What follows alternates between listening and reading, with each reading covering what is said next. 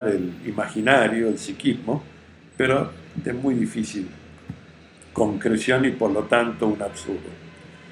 El derecho, volvemos a decir, es aquello que puede generalmente realizarse, entonces siempre está entre un piso y un techo. En materia de derechos humanos no estamos en el problema del techo, estamos en el problema del piso, es decir, lo mínimo que necesitamos para poder realizar. Y el otro dato fundamental de la definición es que ese derecho tiene que ser realizado por medio y a través de la estructura social. Es decir, no podemos pensar en los derechos que tengan una relación autonómica o por la sola condición de ser humano o porque hay un texto sacral que lo establece. No, necesitamos una implementación, una estructura que sea favorable a la política de derechos humanos. Esto es lo que nosotros pretendemos insuflar para la efectividad. Y voy a hacer una referencia finalmente a las medidas o a la instrumentalidad jurídica para tutelar los derechos. En general, esta instrumentalidad jurídica está prevista para cuando ha habido una afectación al derecho, a lo que uno estaba gozando o que tenía, pero es inerme, no querría decir inútil, pero insuficiente, para proveer el primer tramo, el del acceso al derecho. Y no es que los jueces tengan que estar proveyendo vivienda, salud, alimentación, pero los jueces sí tienen que estar presionando a la autoridad administrativa responsable de la salud, de la vivienda, del alimento, para que esos elementos básicos de los derechos económicos, sociales y culturales estén provistos en la dimensión del universal. Esto sí lo tiene que asegurar la medida jurídica. No es como a veces se vulgariza, no se puede pensar en los jueces proveyendo vivienda, proveyendo alimento, dando medicamentación. No. Los jueces no tienen una botica atrás ni una despensa, pero sí tienen la instrumentalidad para emplazar a la autoridad política administrativa que tiene que resolver esa desposesión del derecho, que es la antijuricidad objetiva que gatilla la obligación de resultado que hablaba ella. Creo que si podemos entender esta función del derecho, vamos a poder mejorar la calidad del instrumento jurídico. Me permito poner un ejemplo muy gráfico. Los tratados internacionales, todos, tienen primero un cuerpo, un plexo normativo que enuncia los derechos. Hasta acá vamos todos bien.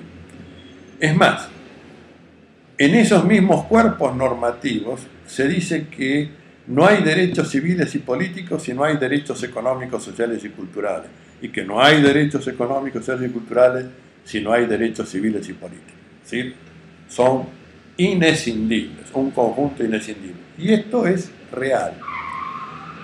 Pero en el último segmento de estos tratados, el que se llama protocolo adicional, y que es donde se establecen los mecanismos tuitivos y de seguimiento de estos derechos humanos, ahí aparecen las diferencias.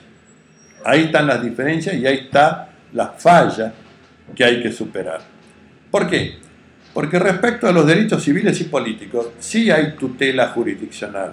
Es decir, se patalea y se puede obtener un resultado. No voy a mencionar aquí, porque no es el objeto de una clase introductoria, todo lo que cuesta ese pataleo en dinero y en el tiempo que lleva para que se consiga una resolución favorable en materia de derechos civiles y políticos. Pero lo otro es peor, porque en los derechos económicos, sociales y culturales no hay tutela jurisdiccional. Lo que hay son mecanismos de seguimiento de informe, de denuncia, de requerimiento, pero que no habilitan una instancia jurisdiccional de condena al Estado por violación de los derechos económicos, sociales y culturales. Está, como decía ahí, el genocidio del hambre, pero ese genocidio no tiene ninguna instrumentalidad normativa ni ningún aparato jurisdiccional que lo impida o que lo sancione una vez perpetrado el ilícito.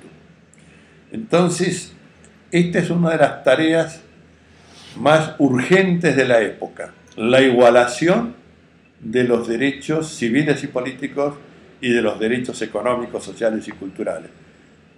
Porque no tiene sentido decir con total veracidad, pero también con total ilusión, de que son conjuntos inescindibles, cuando después por uno se puede patalear con todos los inconvenientes que hay y por el otro ni patalear se puede.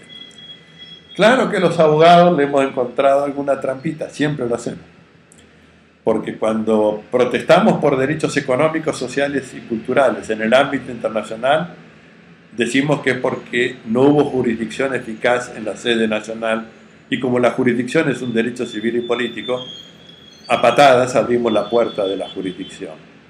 Pero esta no es la forma, esta no es la forma. Esta es parte de la lucha, de esa lucha social, y en la cual los abogados tienen que jugar un papel especial. Bueno, cerrando esta charla introductoria, que creo que voy a parafrasear a Marx en su monumento fúnebre. Está transcripta una de las tesis sobre Feuerbach, aquella que dice: los filósofos estudiaron el mundo, nuestra misión es transformarlo. Y yo diría, los juristas han redactado los derechos humanos, nuestra misión es realizarlos.